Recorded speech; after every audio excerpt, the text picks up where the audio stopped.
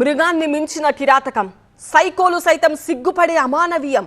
Telangana police చరిత్రలో చూడని ఘోరం. మనిషి అన్నవాడు ఇలా చేస్తాడా అనేంత దారుణం. దృశ్యం, సూక్ష్మదర్శిని, బ్రేకింగ్ బ్యాడ్ అన్ని సినిమాలను ఒకేసారి చూపించాడు ఈ కిరాతకుడు. ఆర్మీలో పనిచేసిన ఈ వ్యక్తి తనకున్న విద్యలన్నీ ప్రదర్శించాడు. భార్యతో మనస్పర్ధలు, ఆ తర్వాత గొడవలు, చివరికి అత్యంత దారుణ హత్య. ఈ ఘటన తెలుగు రాష్ట్రాలను షాక్కు గురి చేస్తే హైదరాబాద్ నగరాన్ని షేక్ చేస్తోంది. ఆర్మీలో పనిచేసి రిటైర్ అయిన గురుమూర్తి ప్రస్తుతం డిఆర్డీఓ కార్యాలయం దగ్గర ప్రైవేట్ సెక్యూరిటీ గార్డుగా పనిచేస్తున్నాడు. ప్రకాశం జిల్లా జేపీ చెరువుకు చెందిన గురుమూర్తికి అదే గ్రామానికి చెందిన మాధవితో 13 ఏళ్ల క్రితం వివాహమైంది. అప్పుడు ఆర్మీలో ఉన్న గురుమూర్తి 35 ఏళ్ల వయసుకి రిటైర్ అయ్యాడు. హైదరాబాద్ మీర్పేట్లో ఒక అపార్ట్మెంట్లో కుటుంబంతో కలిసి అద్దెకుంటున్నాడు. అయితే తరచూ ఇద్దరి మధ్య గొడవలు జరుగుతుండేవి. అవి కాస్త పెద్దదై మోస్ట్ బ్రూటల్ మర్డర్కు దారితీసింది. భార్య మాధవిని చంపాలని పక్కా ప్లాన్ చేసుకున్న గురుమూర్తి సంక్రాంతి సెలవులను ఆసరాగా చేసుకున్నాడు. దీంతో ప్రకాశం జిల్లాలో ఉన్న అత్తమామల ఇంటికి ఈ నెల 13న తన పిల్లలను పంపించాడు. 15న పండగ రోజు భార్యను అత్యంత కిరాతకంగా హతమార్చాడు.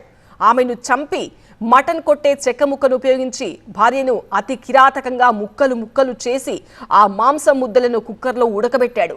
ఆ తర్వాత ఎండబెట్టాడు. పొడిగా చేసి దగ్గరలో ఉన్న జిల్లెలగూడ చందన చెరువులో కలిపేశాడు. ఈ నెల 16న అత్తమామలకు ఫోన్ చేసిన గురుమూర్తి మాధవి గొడవపడి ఇంట్లోంచి వెళ్లిపోయిందని చెప్పాడు. మీ దగ్గరికి ఏమైనా వచ్చిందా అంటూ ఏమీ తెలియనట్టుగా ఆరా తీశాడు. అప్పటి నుంచి తరచూ ఫోన్ చేసి భార్య గురించి ఆరా తీస్తున్నట్టు, కంగారు పడుతున్నట్టు నటించేవాడు. పోలీసుల దగ్గరికి వెళ్లి ఫిర్యాదు చేయకుండా నటిస్తూనే వచ్చాడు. ఈ నెల 18న హైదరాబాద్ వచ్చిన మాధవి తల్లిదండ్రులతో కలిసి అతడు పోలీసులను ఆశ్రయించాడు. వెంటనే రంగంలోకి దిగిన పోలీసులు సీసీటీవీ ఫుటేజ్ చెక్ చేశారు. మాధవి ఇంట్లోకి వెళ్లినట్టు కనిపించింది, కానీ తిరిగి బయటకు రాలేదు. దీంతో గురుమూర్తిని అదుపులోకి తీసుకున్న పోలీసులు తమదైన స్టైల్లో దర్యాప్తు మొదలుపెట్టారు. విచారణలో గురుమూర్తి చెప్పే విషయాలు విని పోలీసులు కూడా షాక్ అయ్యారు. మృతదేహాన్ని ఎలా మాయం చేశాడో తెలుసుకుని దిగ్భ్రాంతికి గురయ్యారు. మీర్పేట్లో జరిగిన హత్యతో ప్రకాశం జిల్లా జేపీ చెరువులో విషాదం చోటు చేసుకుంది. నిందితుడు గురుమూర్తిని కఠినంగా శిక్షించాలంటూ మృతురాలి బంధువులు డిమాండ్ చేస్తున్నారు.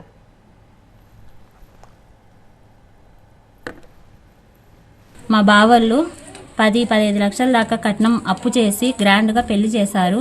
బాగా చూసుకుంటాడు అని, ఆర్మీ సంబంధం కదా బాగా చూసుకుంటారని ఇచ్చి చేశారు. రీసెంట్గా పండగకి వస్తా మా బావ వాళ్ళు పండగకి రమ్మన్నా కానీ పంపించలేదు అమ్మాయిని. ఎప్పుడే కానీ పుట్టింటికి పంపించినోడు కాదు.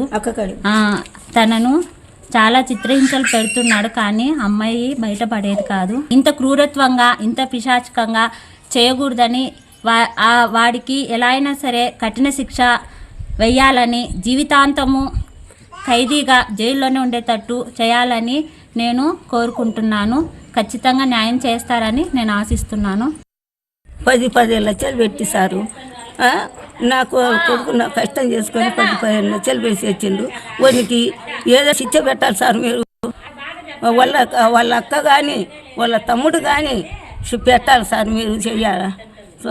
వాడిని బయటికి రాకూడదు సార్. ఏదో ఒకటి చేయాలి సార్. మీరు నా మనవరాలు ఎట్ట పోయిందో ఓడట్టపోవాలి సార్. నువ్వు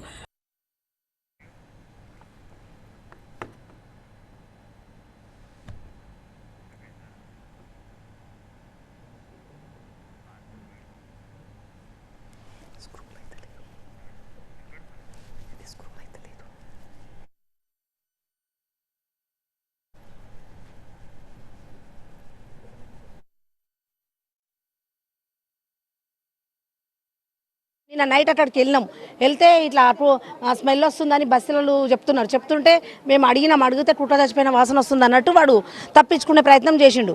తర్వాత మరి ఎట్లనో అట్లాంటి అయితే ఆయన దొరికిండు. ఈ సంఘం తరఫున మేమైతే చాలా గట్టిగా ఖండిస్తున్నాం. పోలీస్ స్టేషన్ చాలా స్మెల్ వచ్చింది. మన 3 డేస్ బ్యాక్ తర్వాత కుక్కలు వంట చేసిన విజిల్ సౌండ్ వచ్చింది మేడం. అయితే సీసీ కెమెరా కంప్లైంట్ తననే వెళ్ళి మేడం మా భార్య మిస్సెస్ అయిందని చెప్పిండంట. చెప్తే వీళ్ళు ఎందుకు అట్లయినా సీసీ కెమెరా చూస్తేనేమో వాళ్ళు లోపలికి ఆమె వెళ్ళింది చూసింది, అంతే బయటకు వచ్చింది లేదు. చుట్టుపక్కల వాళ్ళు కూడా అదే చెప్పారు నైట్. వెళ్తే కాదు మేడం ఇట్లా అంటే ఇట్లా మేడం మీరు పక్కకు చూసుకోవాలి కదంటే మేడం మాకే స్మెల్ వస్తే అడుగుతుంటే వాడే మాకు అట్లా చెప్పిండు, ఇంకా మేము ఎట్లా అడుగుతాం మేడం అని వాళ్ళు అన్నారు. కానీ అసలు మనిషిని అసలు అడు 3 కూడా 4 కూడా వాడిని కూడా అదే గతి రావాలి మేడం.